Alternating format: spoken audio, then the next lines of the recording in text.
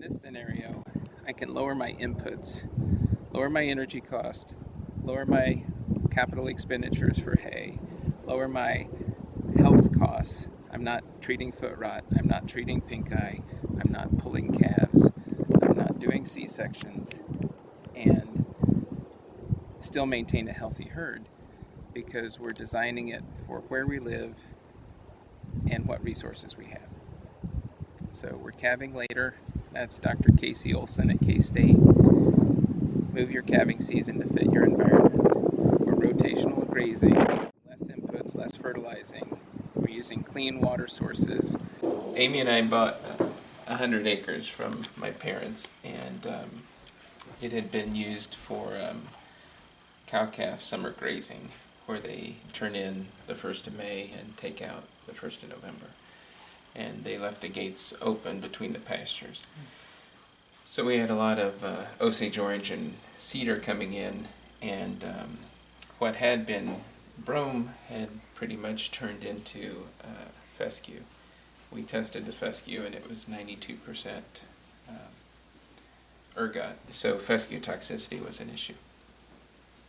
But we decided to make lemons out of lemonade, and our extension agent at the time, Bill Wood, recommended using it for winter grazing. In the winter time is a good time to learn about rotational grazing or progressive grazing because it's hard to mess up. The summertime, when the plants are actively growing, we really don't want to graze too short. But in the winter time, it's dormant. It's not growing.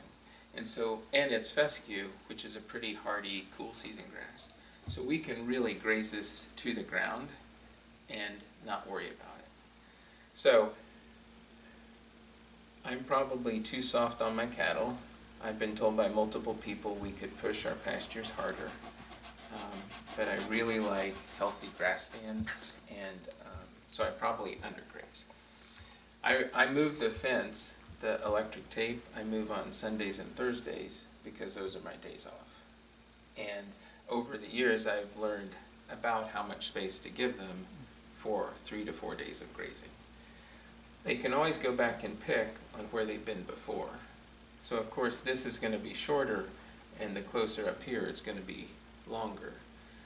But so it's experience and it's observation. If the weather's warm, they eat much less.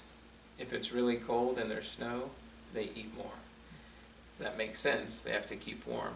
Their energy expense for their physical plant is higher.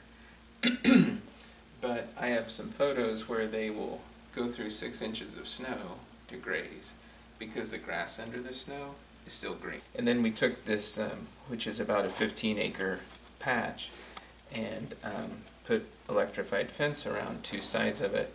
And then this is where we stockpile graze. So in the wintertime, we put a electric tape across here, and the cows are grazing on the south end. And then twice a week, I move the electric tape up. And so it gives the cattle new grass to graze, and their water source is down here. So even if they're grazing up here, they come down to drink. So they walk back over where they've already grazed. They're not walking over new grass.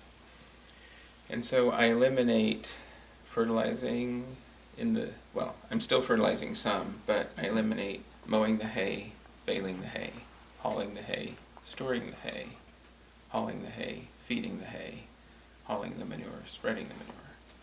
So all those steps, all that energy cost, all that capital expense for tractors, balers, swathers, I don't have.